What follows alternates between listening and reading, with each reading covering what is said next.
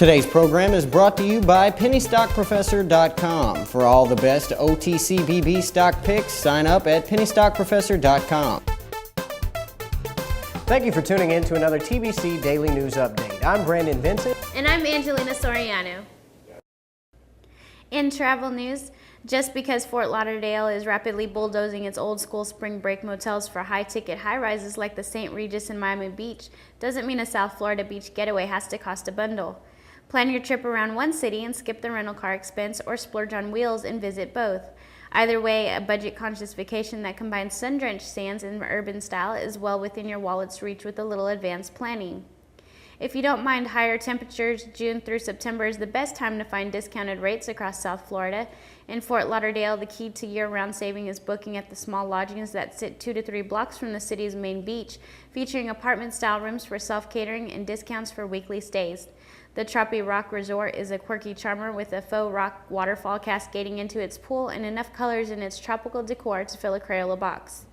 Tidy tucked away Coco Bell Resort comes with a heated pool, free Wi-Fi, and upgraded tiled rooms. In fashion news today, in Paris, swaths of silk and clouds of tulle charmed pop stars and the super rich at Paris haute couture shows this week, while off the catwalk the talk was of ways to create luxury with a meager means. As big names like Christian Dior and Giorgio Armani flew in celebrities for an hour of opulence, newcomers revealed a somewhat less glamorous side of fashion, such as personally sewing together gowns to save money. The feel-good factor of haute couture gowns is essential to the world's most expensive brands, helping them sell bags and perfumes to the masses, but that formula seemed less certain as several houses faced deep losses and redundancies. From Christian Lacroix to Cacharel, a number of famous names have fallen victim to the economic downturn. The not-so-famous ones are trying to survive with a mix of grit and elegance. Alexandre Vauthier, who showed a collection of Batman dresses in black or shock colors with chunky rhinestone belts and chokers, started his label about a year ago. After his first collection last year in the middle of the economic crisis, retailer Bon Marche ordered 15 dresses, but Vauthier did not have the funds to have them produced. At the Dior catwalk, British designer John Galliano dressed modern Amazons in riding gear. In U.S. news, safety regulators in Washington announced that they would open an investigation into the braking problems of the 2010 Prius hybrid. A few hours after Toyota said there were problems with the car's anti-braking system and left open the possibility of a recall. The National Highway Traffic Administration said that it would examine reports from Prius owners of a momentary loss of braking capability while traveling over an uneven surface, pothole, or bump. At least 124 reports have been filed by consumers, including 4 reports involving crashes. The inquiry is the latest blow to the company and one that affects the symbol of the automaker's engineering process. The Prius was drawn into the mounting crisis at Toyota after Japanese officials ordered the company to investigate complaints that the brakes on 2010 models sometimes failed to work immediately on bumpy or slippery roads. A Toyota spokeswoman, Martha Voss, said the company had been informed of the agency's plans to open an investigation, and Toyota will cooperate fully. The American Safety Agency has conducted 2 previous defect investigations on the Prius. A year ago, it looked at complaints about headlights going dark while driving, but did not classify the problem as a safety defect because only one light would go out at a time. A 2005 investigation into reports of Prius engines stalling led to Toyota to reprogram 75,000 cars. Both investigations lasted about 4.5 months. In international news, over half of the members of Britain's parliament have been forced to pay back a total of more than $1.59 million for dubious expense claims, according to a news report that is meant to issue a final verdict on one of the worst political scandals in modern British history. The report stems from revelations this past spring that the legislative body's expense system had been used to reimburse politicians for everything from toilet seats to dog food to large claims on furniture. In the wake of the scandal, Parliament asked a former civil servant, Sir Thomas Legge, to audit all expenses in 2004 through 2009. The scandal effectively ended the political careers of about 20 lawmakers who either resigned or said they wouldn't seek re-election. It also prompted a shakeup of how the controversy is set to rumble on. Prosecutors will announce on Friday whether they will change a number of members of the House of Commons and the House of Lords whose alleged abuses police looked into. Final decisions on charges to the expense system and other aspects of parliamentary government have yet to be made. Sir Thomas's report details a culture of defiance created by MPs, in which they expected Parliament's Fees Office to rubber stamp their claims.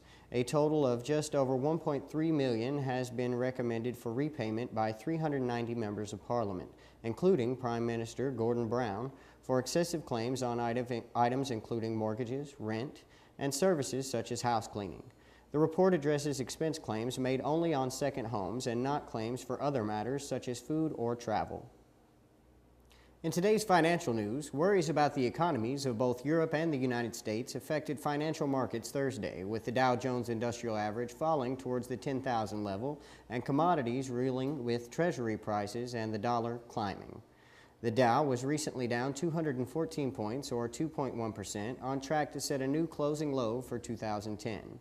29 of its 30 components fell, with Alcoa suffering the most, off 4.1%, thanks to the weakness in raw material markets. Bank of America was also a big loser, off 3.9% after a New York Attorney General, Andrew Cuomo, filed civil securities fraud charges against former bank executives Kenneth Lewis and Joseph Price over their handling of the Merrill Lynch acquisition. The only Dow stock to post gains was Cisco Systems, up 1%, as investors responded to a better-than-expected profit report. Thursday's trading has been dominated far more by big-picture economies than corporate news.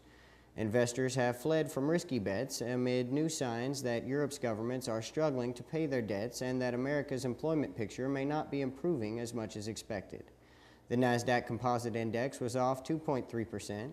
The S&P fell 2.4%, led by declines of more than 3% each in its energy and basic minerals sectors, including a decline of nearly 3% in the financial sector.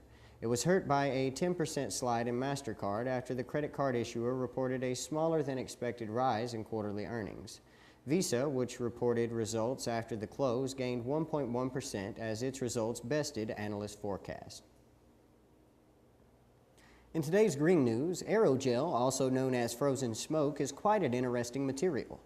It has the lowest bulk density of any known porous solid. It is mostly transparent but feels a bit like styrofoam to the touch.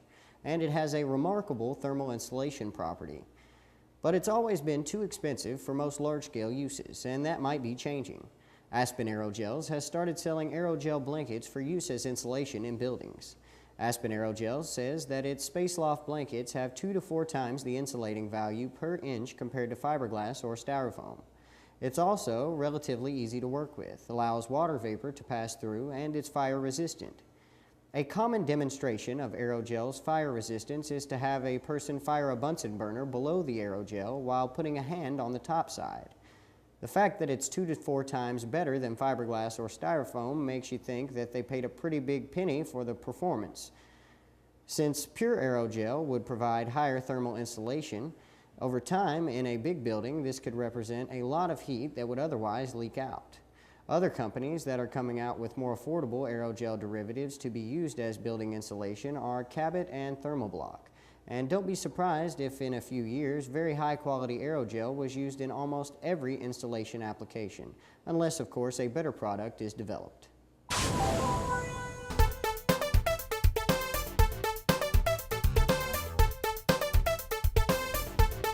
Thank you for tuning in to another TBC Daily News Update. I'm Brandon Vincent. And I'm Angelina Soriano.